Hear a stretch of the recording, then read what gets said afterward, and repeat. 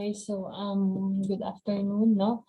I end my lesson last time for the government accounting cycle, no?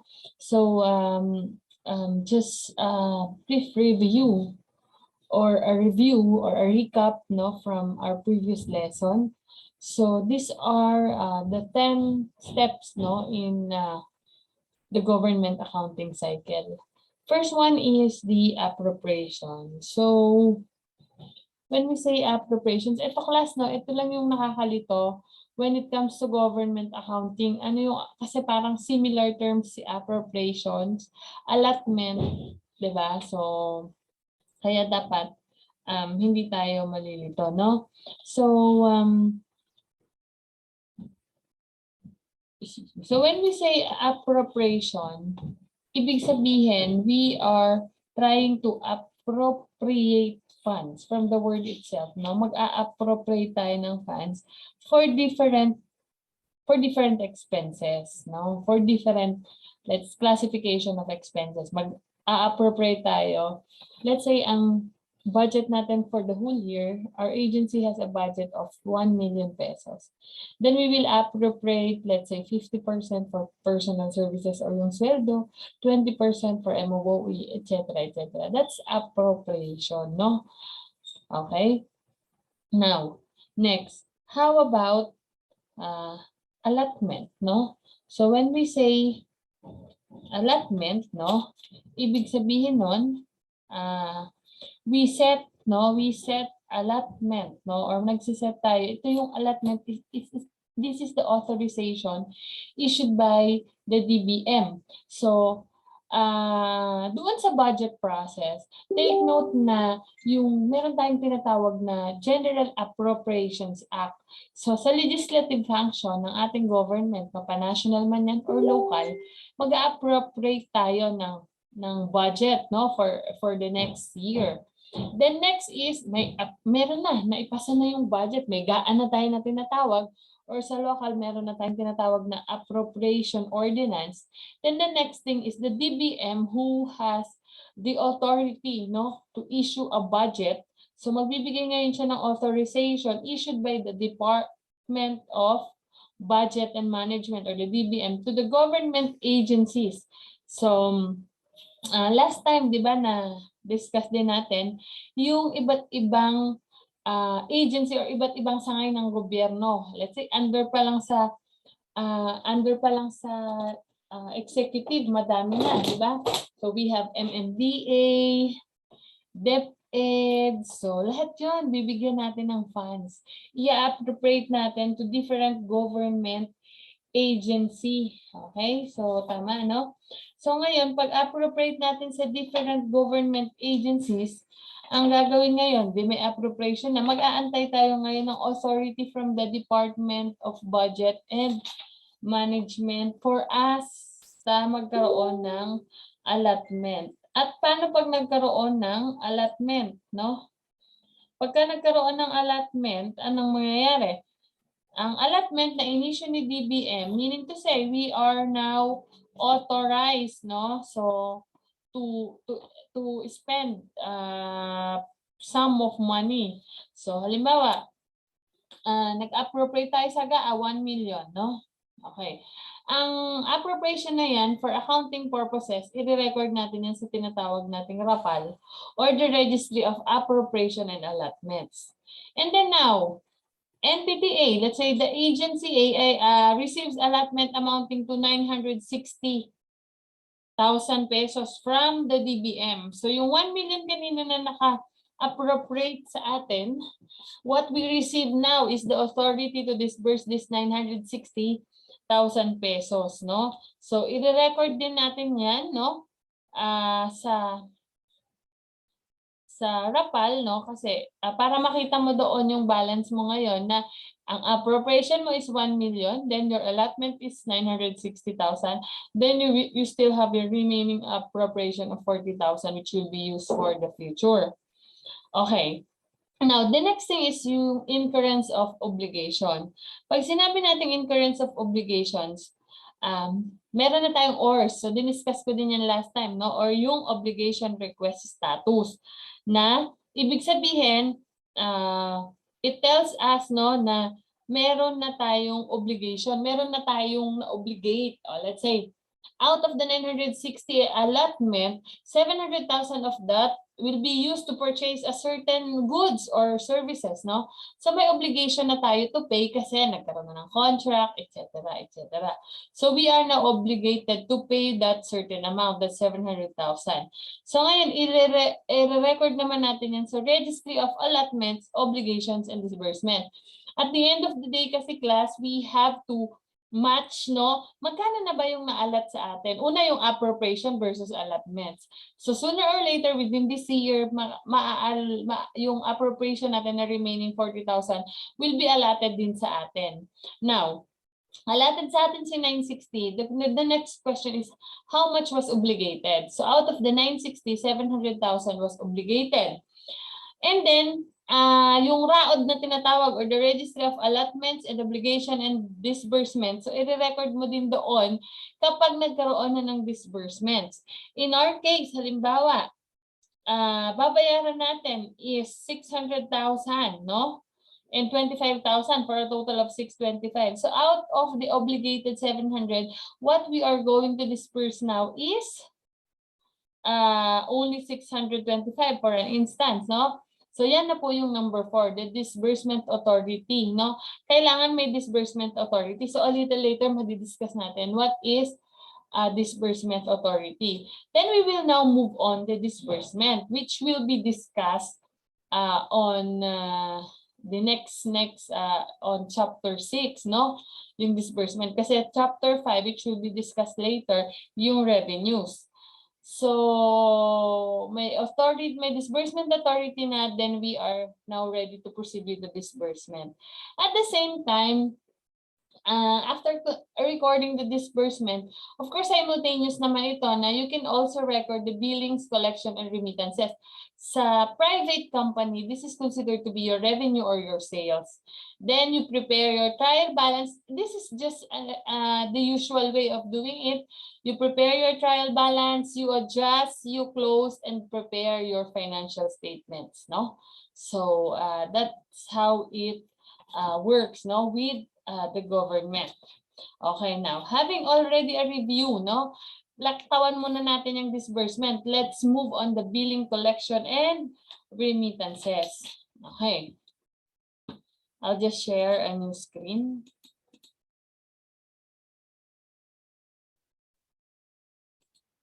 Okay, so this is the chapter 4 is all about revenues and other receipts. So when we say revenues, so yan yung sales or service revenue.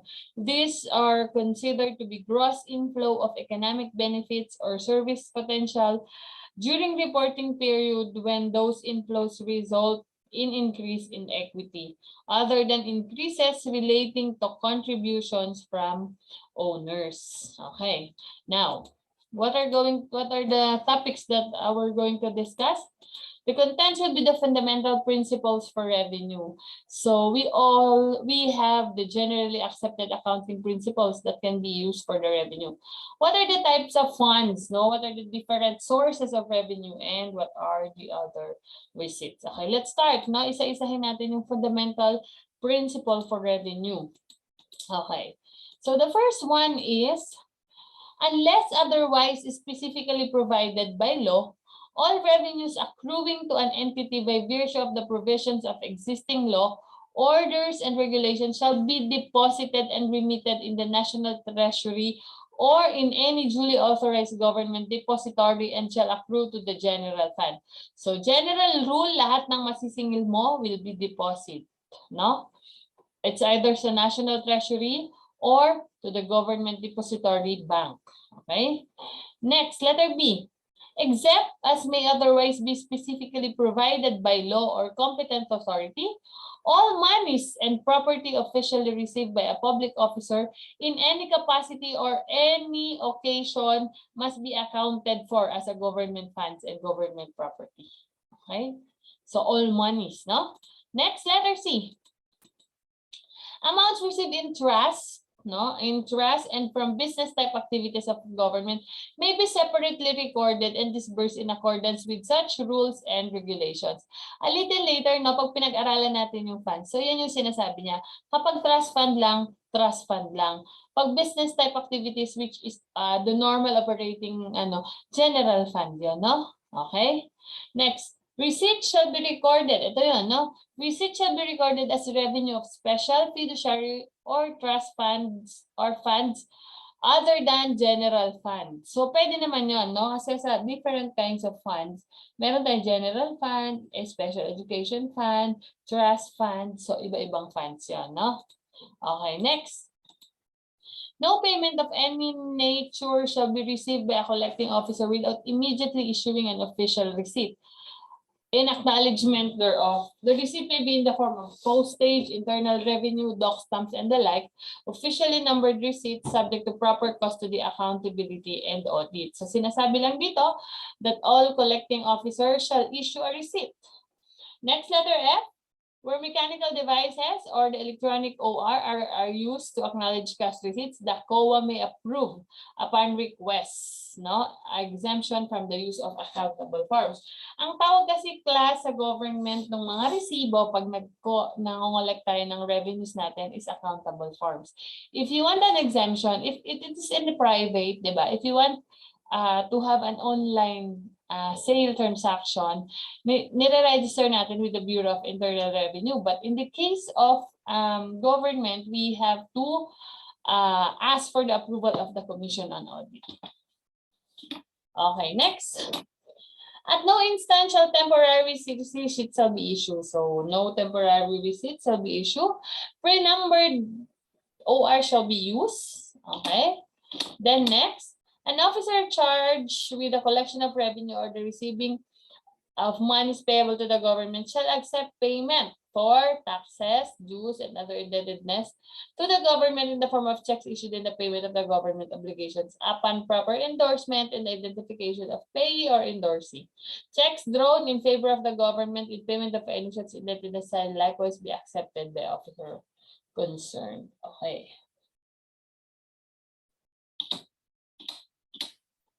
And last, the Treasurer of the Philippines, no? Under such rules and regulations of the COA and the Department of Finance may prescribe, no, the Treasurer of the Philippines and all AGBD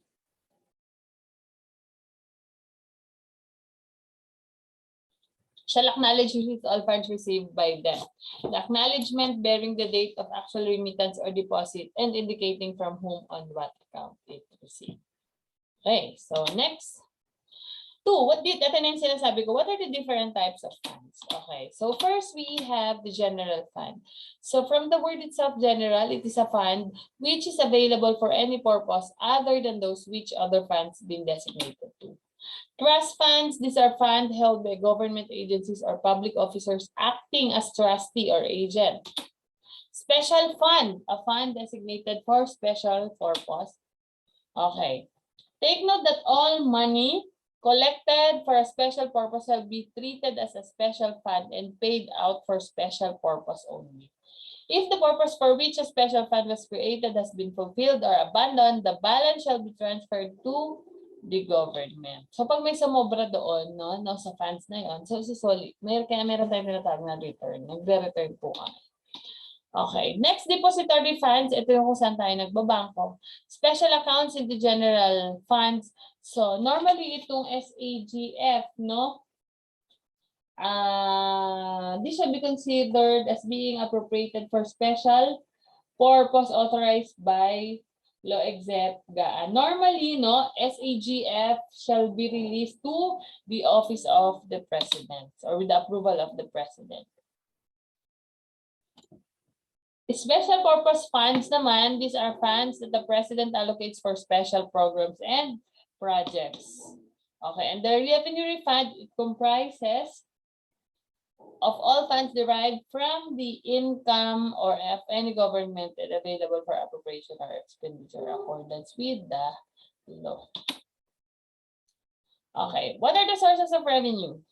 So technically there are two transactions, the exchange transactions, and the non-exchange. When we say exchange transactions, there was an exchange, no? In which one entity receives the assets or services and the other one has liabilities extinguished or directly give approximately equal value to another entity. So that's exchange. Pag sinabi naman natin non-exchange transactions, these are transactions in which an entity either receives value from another entity without directly giving approximately equal value, no? Okay, so halimbawa, a certain good, no, na i-exchange mo siya for services or money. So sa non-exchange, no, wala na siyang value, no?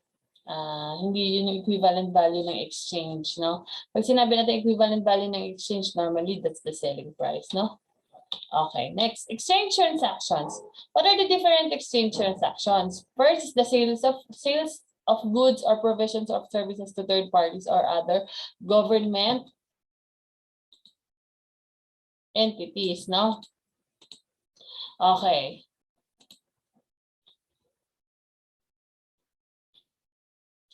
So, what are the different types of this? Service income.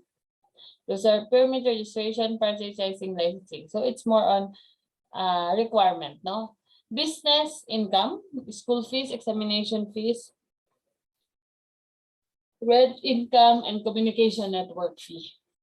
Then, pwede ring income from hostels and dormitories, sales revenue, hospital fees, share in the profit of the joint venture. Okay, next. Used by other entities' assets yielding interest. So, ito yung mga passive income, interest income, royalties, and dividends. Okay, revenue recognition. When we are going to recognize a revenue for the sales of goods, make sure that the rights and rewards of the ownership of the goods are transferred. So, may transfer. The entity does not retain the continuing managerial. Siyempre, pag ikaw nagbenta, wala ka ng managerial effect dun sa binenta mo na. And the entity does not retain continuing managerial involvement. Revenue can be measured reliably and costs relating to the transaction can be measured reliably also. Measurable and reliable, no? Okay. For rendering of services naman, ang tinitingnan natin dito is the stage of completion of the transactions. If there is a probability that economic benefits will flow from the entity, then it is considered to be revenue, otherwise hindi. Revenue can be measured reliably and of course, can be measured reliably, no? Okay. For interest naman, kung magkano naman yung na-receive mo at the point of the interest date. Make sure may value siya, no? Also, as well as royalties and dividends in accordance with the agreement, ang royalties, dividends in accordance with the right to receive payment. Okay. Measurement of revenue. Revenue from exchange transaction are measured at fair value of consideration received. Any trade discounts of volume received shall be taken into account. So kung ano yung fair value ng goods or services na binili, yun ngayon yung measurement ng revenue. Non-exchange transactions. Pag sinabi natin non-exchange, these are considered to be taxes, fines and penalties, gifts, donations, and services rendered or services in kind, which are not properly accounted in the book, no? Except sige, yung mga taxes talagang ina-account ko yan. Kaya lang for the purpose of having, no? For the purpose of having the collection or for the purpose of defining, no? So, ibig sabihin, ito yung mga yon, no? Okay, next. Revenue recognition ng mga non-exchange transactions. So, taxes are recognized at gross amount. Pag fines and penalties, kung magkano yung nakolekta mo. Gifts and donations naman is recognize when there is a probable na makaka-collect ka. Okay? Okay, measurement. Assets are measured at a fair value. Liabilities are measured at present value and revenues are the amount of increase in net assets. Okay, debt forgiveness, no? When lender cancels the debt from a government entity, the debtor recognizes revenue to carrying amount of debt. Kapag ka ganon, halimbawa may debt forgiveness, ang mangyayari, i-record mo na lang, no, yung debt, no, yung amount na pinagbentahan natin, let's say 100 or 300,000, that's considered to be debt forgiveness. Kasi nga, kapag namatay na ang tao, considered no utang na siya. Then we have bequests, are transfers made according to the provision of a deceased person's will. So let's say may namatay na pero meron pa rin siyang gustong gawin, let's say kunin yung ganito kay ganito or ibigay ito. So ibig sabihin, it satisfies the recognition of an asset kapag naka-receive tayo ng ganun. Halimbawa, in replacement of a jar, pinalitan ka ng gold, whatever it is. So as long as it is measurable, no, then it's considered to be bequest, okay? Grant with condition. Pag sinabi natin grant condition, i-grant ko to sa'yo, pero may condition ako, tapusin mo siya. So, a grant is an asset received under the grant with condition is initially recognized as a liability and recognized as revenue only when the condition is satisfied. Okay, now, sample. Okay, the national government received a foreign grant, no, of 10 million conditioned on one construction of flood control system within the next 2 years. So, by the way, no, kapag ka sinabi nating Bureau of Treasury, so dito nanggagaling lahat ng pera natin. Okay? And the COA is there to check everything. Kami, backup lang naman talaga ang accountant, no? Okay, sa books ng Treasury, cash in bank, Bangko Sentral ng Pilipinas, and other deferred credit. So, it's just normal. Ginagawa talaga namin yan, no? Pagka meron ng budget, within the year, tapos kung magkano na yung other deferred doon or binaminus lang namin doon yun. Okay, next. Sa book naman ng agency, magde-debit siya ng cash and then crediting or subsidy from the national government. Kapag nag-disburse na ng materials, ito receive pa lang ng grant. Pag nag-disburse na ng material, ang treasury, subsidy from net income, subsidy from the national government, sorry. And then, you try na mag-bookkeeper ka na lang.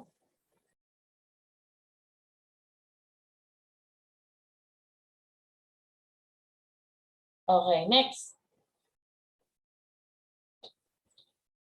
Subsidy from national government, no? Pagka nagbumili ka na, pag ibubookkeep mo na yung materials and labor, ibubookkeep mo na. So, debit, SING, or subsidy from national government, credit cash from the Bangko Sentral, yan ang kanyang depository banko. Kasi ang Bureau of Treasury, dyan talaga sila sa Bangko Sentral.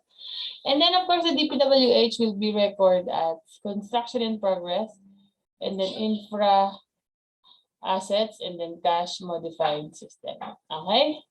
Now, completion of the project, other deferred credits, 10 million. And then, now your other deferred credits dun sa beginning ng receipt ng grant, from liability, it will now be considered to be as your income. At the same time, yung books ng agency is updated na as to assets. So, that's it.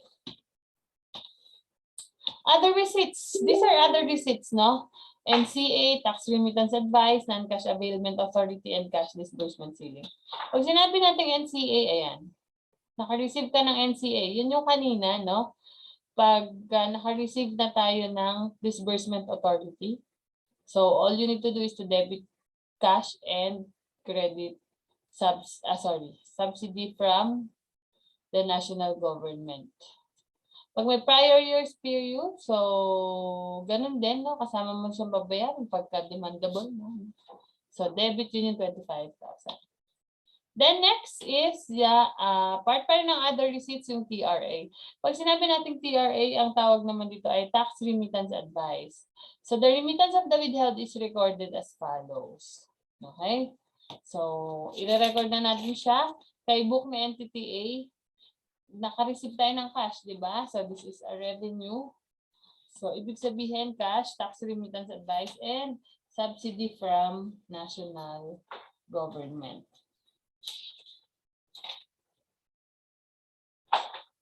The next. Debit due to BIR. to recognize the constructive remittance, no? So as if niremit siya sa atin ng BIR, no? Pero wala naman talagang nangyaring cash, no, na i-exchange natin. And then, sa books ng BIR, debit cash, credit income tax. Sa books ng Bureau of Treasury, debit subsidy and credit cash.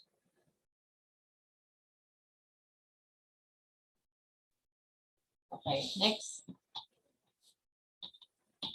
Part pa rin ng other receipts, no?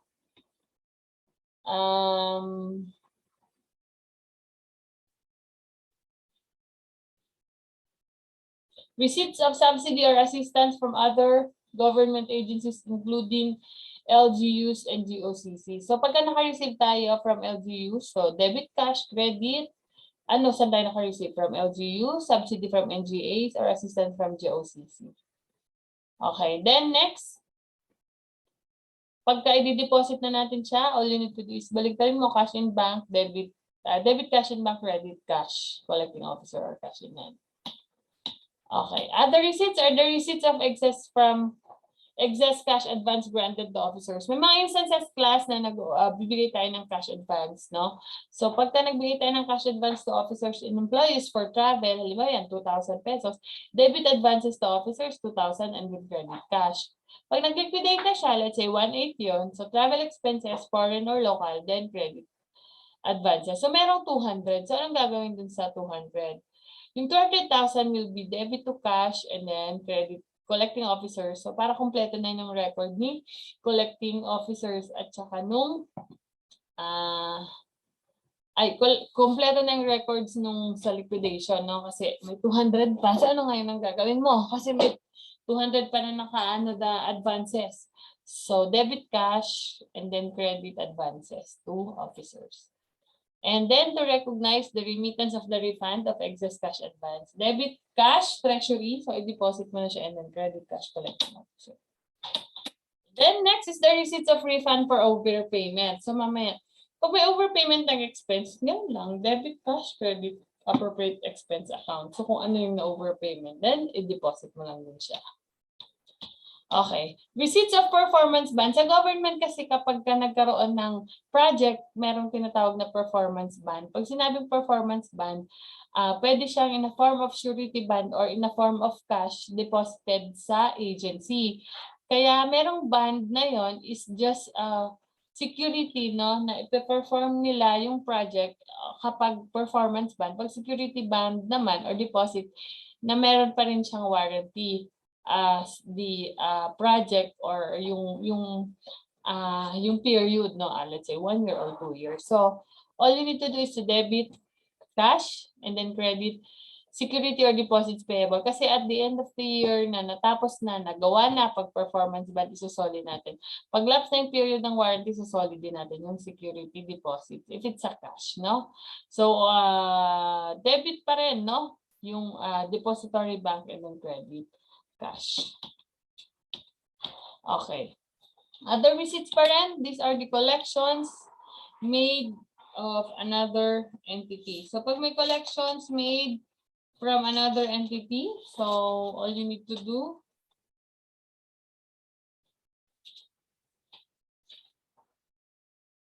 is the collecting entity upon the records of the collection as a credit to due to NGA's account. Upon receipt, the recipient entity records the collection as credit to trust liabilities pag meron ka na-receive from other entity.